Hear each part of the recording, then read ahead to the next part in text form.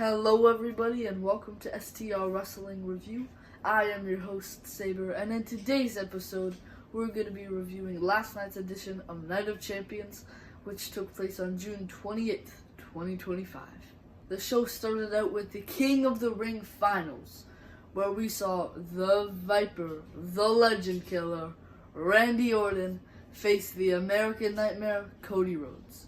Early on in the match, we saw a shoulder tackle and then a big knee to the midsection of Cody Rhodes. This was followed by a high elbow and a bulldog to Randy. Then a superplex off the top rope to Cody, followed by a disaster kick and a suplex to Randy Orton.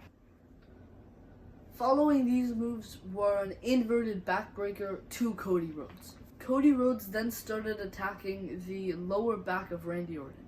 Cody would later deliver a missile dropkick to Randy Orton. We then saw two clotheslines and a power slam to Cody Rhodes, followed by a normal Cody Cutter and then an avalanche Cody Cutter. This was followed by a draping DDT from Randy Orton and an RKO, which was countered into the crossroads, only for us to see a successful RKO. Following this, we were about to see a banned punch kick, but Cody Rhodes dodged it. Following that was a figure four locked on Randy Orton, but then it was reversed onto Cody Rhodes. For a while after that, we saw many punches and kicks from both men. But once that was over, we saw a Cody Cutter get countered into the RKO. Next up, Randy Orton tried to bring in a steel chair, but he used this time to distract the ref, only to expose the turnbuckle. But Cody Rhodes used this to his advantage. He threw Randy into the exposed turnbuckle, hit a crossroads to become King Cody. Once the match was over, he had an interview, and he said in that interview that he thanks Randy Orton for being his opponent. For the next match, in a street fight, we saw Raquel Rodriguez face Rhea Ripley. Early on in the match, Rhea is thrown into the corner, but then she gets the opportunity to kick Raquel Rodriguez. We then saw a clothesline and two fallaway slams, and a missile dropkick from Rhea Ripley, but was dodged. Rhea Ripley ended up getting tied into the ropes, and of course, getting beaten and attacked while stuck, even going as far as Raquel Rodriguez beating Rhea Ripley up with a kendo stick. But once Rhea got freed, she started kicking Raquel. Following that, Rhea Ripley threw Raquel Rodriguez into the steel steps, and although she was very hurt, she started to clear the announcer's table, and they started to brawl on top of it. Once the display part of the announcer's table that shows the ads and the logos for the event was taken off, we saw a powerbomb through that part. Raquel Rodriguez put a table in the corner of the ring, then put the steel steps on the apron of the ring. Following Raquel Rodriguez putting the weapons in and outside of the ring, we saw one of the best moments in the match, and that was when Rhea Ripley started attacking Raquel Rodriguez with her studded belt. Following this, we saw a razor's edge and a kick from Rhea Ripley, followed by a prison trap submission to Raquel Rodriguez. But Roxanne Perez interfered in the match and started attacking Rhea Ripley in and outside of the ring. But we did see a suplex from Rhea Ripley to Roxanne Perez.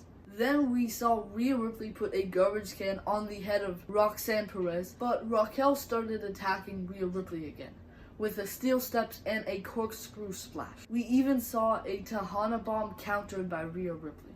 Raquel moved the table that she put in the corner of the ring, and she put it on top of the ropes. Rhea Ripley carefully went on the table, brought Raquel Rodriguez with her, and delivered an avalanche riptide to pick up the win. In the next match, we saw Karrion Kross, accompanied by Scarlett, to face Sami Zayn. From almost immediately in the match, we saw that Karrion Kross got in Sami's head. And the way we saw this was because Sami seemed so much angrier than he usually does. Karrion Kross left the ring and Scarlett whispered something to him. When that was done, Karrion Kross came back and swept the legs of Sami Zayn, but was taken down by a moonsault. Kross would then send Sami Zayn all the way across the ring. Following that, we saw an elbow and a knee to the back of the head of Sami Zayn. At one point, Sami Zayn was even upside down in the corner while getting attacked by Karrion Kross. We saw a leapfrog, clothesline, punches, and an axe handle, all from Sami Zayn. Sami delivered a Blue Thunder, but that did not get him the win. Following that, we saw 2 German suplexes from Karrion Kross. We saw an Exploder to Kross and a cross jacket from Kross to Sami Zayn. Ultimately, though, to pick up the win, Sami Zayn delivered a Helluva Kick. For the next match, it was for the U.S. Championship. It was Solo Sikoa versus the U.S. Champion, Jacob Fatu. Solo immediately started attacking Jacob, but when Jacob could start doing something, he delivered splashes and punches to Solo. But we saw a big boot to Fatu and a big right hand from Fatu. Fatu would even jump off the steel steps and hit a flying clothesline to Solo Sikoa. But we would then see 2 sentons. Fatu would go face first off the top of the ring post. Solo Sikoa started backing up into Jacob Fatu. We then saw a headlock from Solo Sikoa to Jacob Fatu. While the headlock was still connected, Solo Sikoa kept making fun and imitating Jacob Fatu. Solo would drop Jacob Fatu with a big right. Solo delivered a crazy 360 suplex, and Fatu tried to do the same, although he didn't get it quite right. It was still a great German suplex, but unfortunately it wasn't a 361 like Solo had done previously. We then saw a swanton from Jacob Fatu. Following that swanton, JC Mateo came out to the ring just to distract the referee. Tonga Loa returned and started attacking Jacob Fatu. But while no one was attacking him, Jacob delivered a super kick to Solo Sikoa, followed by a dive from Jacob Fatu to JC and Tonga Loa. We would then see a Samoan drop from Jacob to Solo Sikoa, and even a moonsault to Solo. But instead of him winning there, the debuting Tala Tonga came and started attacking Jacob Fatu. Solo Sikoa would then deliver a Samoan spike to become the new United States Champion. In the next match for the Queen of the Ring finals, we saw the Empress of Tomorrow, Asuka, face the Storm, Jade Cargill. Early on in the match, Asuka performed this cool move where she stayed attached to Jade Cargill's body without letting go. She would then deliver a dragon screw to Cargill's knee. And from that moment on, Asuka started targeting Jade Cargill's knee, because after this she hit Jade with a knee bar. But following that was a fall-away slam from Jade. We then saw a choke slam from Jade and a missile drop kick from the Empress of Tomorrow. One of the coolest moves in the match was a sit-down powerbomb to Asuka from Jade Cargill.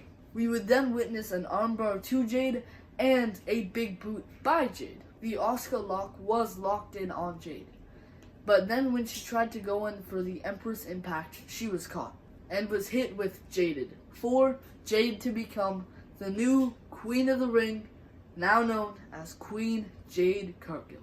And for the main event, one last time, the Second City Saint, the best in the world, CM Punk, faced the WWE Undisputed Champion, the self-proclaimed greatest of all time, the never-seen 17, John Cena. Starting all the way from his entrance, CM Punk got cheered so loudly, and that got carried out throughout the whole match. We saw a side headlock from CM Punk, followed by a shoulder tackle to CM Punk from John Cena. John Cena would then perform a fisherman's suplex. After that, Punk just relaxed on the ropes and then kicked John Cena. But afterwards, we saw a clothesline to John Cena. Following that, John Cena performed the 5-knuckle shuffle, but CM Punk then performed a backbreaker and a flying elbow. CM Punk would try and perform a GTS, but it was countered into the STF. John Cena then performed an attitude adjustment, but CM Punk was fast and hit a DDT soon after. Punk would even perform John Cena's very own move, the STF. But unfortunately, John Cena would then perform one of his own moves, the attitude adjustment. A crossbody from Punk was then reversed into another attitude adjustment. John Cena went out of the ring and grabbed his title. It looked like he was about to use his title as a weapon, but for some reason he threw the title out of the ring.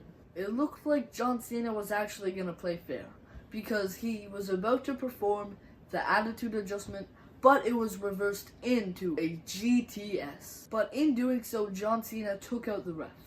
CM Punk then hit another GTS and hooked the leg of John Cena. Although it was a 3 count, there was no referee to officially make it count. Since there was no ref, Seth Rollins decided to come to the ring. Everyone thought he was gonna try and cash in, but he walked very slowly, so it was very strange. Once he got right in front of the ring, Braun Breaker and Big Bronson Reed both went into the ring, but CM Punk fought them off. Finally, a referee was coming to the ring, but John Cena took out that ref, this time on purpose, making them go unconscious. John Cena would deliver a attitude adjustment to Seth freaking Rollins. But this would anger Big Bronson Reed and Braun Breaker, so they decided to start attacking the champ, Cena. Then, strangely, Zero Miedo Penta decided to come out. Braun Breaker was the one who stepped up and started fighting Penta. Following this, Sami Zayn came out, and they started fighting on the stage. Penta would then jump on them. But back in the ring, we saw an attitude adjustment to Big Bronson Reed. When CM Punk and John Cena were in the ring alone, CM Punk put his hand out and tried to shake the hand of John Cena. And strangely, John Cena accepted. But, of course, John Cena then would try and attack him. But CM Punk caught the kick. Seth would then start attacking CM Punk. And weirdly enough, the ref woke up right in time for John Cena to pin CM Punk. And yes, unfortunately, the pin was successful. John Cena retained the championship. This was such a good PLE. Every single match in the card was amazing. Thank you everyone for watching my review, my recap of Night of Champions. I am your host, Saber, and you have been watching STR Wrestling Review. And everyone, one last time, thank you for watching.